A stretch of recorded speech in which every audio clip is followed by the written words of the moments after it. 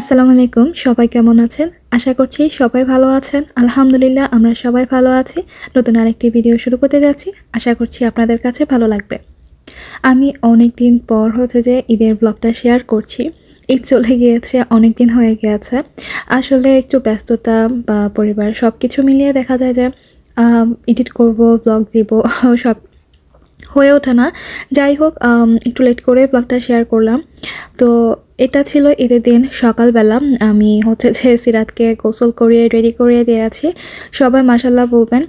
আমি এখানে okay ready করিয়ে দিয়েছিলাম। ও যে জুতো দেখে মানে জুতা আমার কাছে দিচ্ছে যে ওকে জুতা পরিয়ে দিব, আর পরে যে দরজার সামনে গিয়ে দাঁড়িয়ে আছে, ও বের হবে এরকম আর কেউ বের হয়ে যাবে।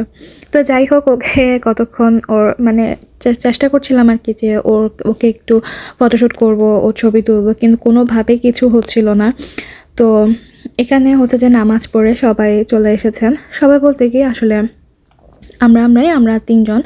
তো এখানে আমি হালকা পাতলা কিছু করেছি। আসলে সকালবেলা হালকা পাতলা নাস্তা করে আমরা যে আমার বড় মামি শাশুড়িদের পাশে ওখানেই সবাই আমরা পরিবারের সবাই একসাথে হই আর কি। তো সকালবেলা নাস্তাটা খুবই সামান্য।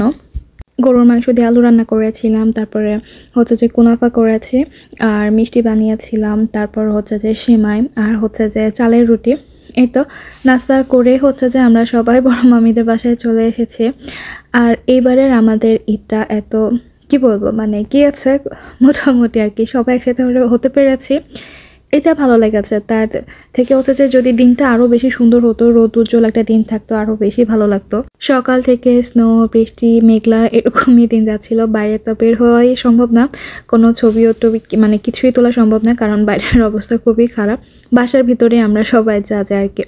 তো এখানে এসে দেখি মামি এত সুন্দর করে সব কিছু আয়োজন করে রেখেছেন।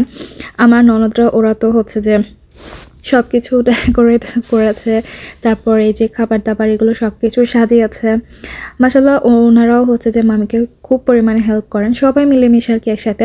তো আমরা সবাই মিলে মানে মামিকে বলেছিলাম যে আমরাও যাওয়ার সময় হাতে হাতে কিছু একটা বানিয়ে নিয়ে যাবো আর কি।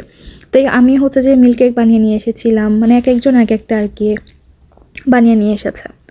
তো এখানে আমরা একটু দুষ্টামি করছিলাম, কথা বলছিলাম, আর আমার ননদ ওর হাতে মেহেদি লাগিয়ে দিয়েছিলাম। আমি ভিডিও করার সময় ওর হাতটা দেখাচ্ছিল মেহেদির। সবাই আমরা চলে এসেছি। তো এখন যে দুপুরের খাবার দাবার শেষ করে সবাই মিলে ডেজার্ট খাচ্ছিলাম। আর এখানে এই কেকটা আমি বানিয়ে নিয়ে এসেছি, টার্কিশ মিল্ক কেক। সবসময় কেকটা আপনাদের সাথে শেয়ার করি, কিন্তু কাটার পরে আসলে কীরকম হয় ওইটা আর দেখানো হয় না। আজকে ফাইনালি আপনাদের সাথে এটা শেয়ার করতে পেরেছি। তো এখানে আমার ননদ ও কেকটা কাটছিল আর একটু মজা করছিল যে কেকটা আর কি পুরোটা মুখে দিয়ে ফেলবে। আমরা সবাই যে যেটা পেরেছি আর কি ওটাই বানিয়ে নিয়ে এসেছিলাম। আমি কেক বানিয়ে নিয়ে এসেছি। আমার মামি শাশুড়ি অন্যান্য জন যে মানে এক একজন এক একটা আর কি মিষ্টি, তারপরে পায়েস, পুডিং এক একজন এক একটা বানিয়ে নিয়ে এসেছে। তো আমি এরপর আর কোনো ভিডিও করিনি, কারণ দাওয়াতে গেলে হয় কি সবাই যখন একসাথে থাকি ভিডিও করার ওরকম করতে ইচ্ছা করে না। আসলে টুকটাক আর কি হালকা পাতলা যা একটু ক্লিপ নিয়েছিলাম ওটাই আপনাদের সাথে শেয়ার করেছে। আর এটা ছিল ঈদের পরের দিন। আমরা আমাদের যে খালা শাশুড়িদের বাসায় এসেছি। এখানে তো এই যে বসে বসে কথা বলছিলাম। সিরাত এখানে খেলাধুলা করছে।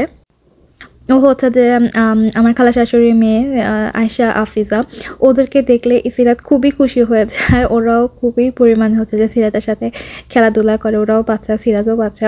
তো ওরা একসাথে মানে হলে সিরাত মাশাল্লাহ কানাকাটি করে না, জ্বালায় না, ওদের সাথে খুব সুন্দর করে খেলা করে। আমি এদিক থেকে শান্তিতে থাকতে পারি।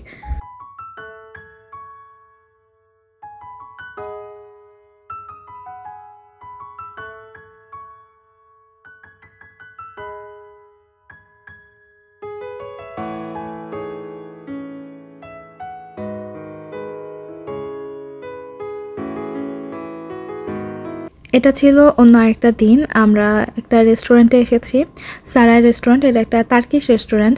এই রেস্টুরেন্টটা আমার খুবই পছন্দের। আমি প্রথমবার একবার এসেছিলাম, আর এটা আমার সেকেন্ড বার। ওদের এই খাবারগুলো খুবই মজার হয়, খুবই মজার। আমার কাছে তো টার্কিশ খাবার অনেক বেশি ভালো লাগে।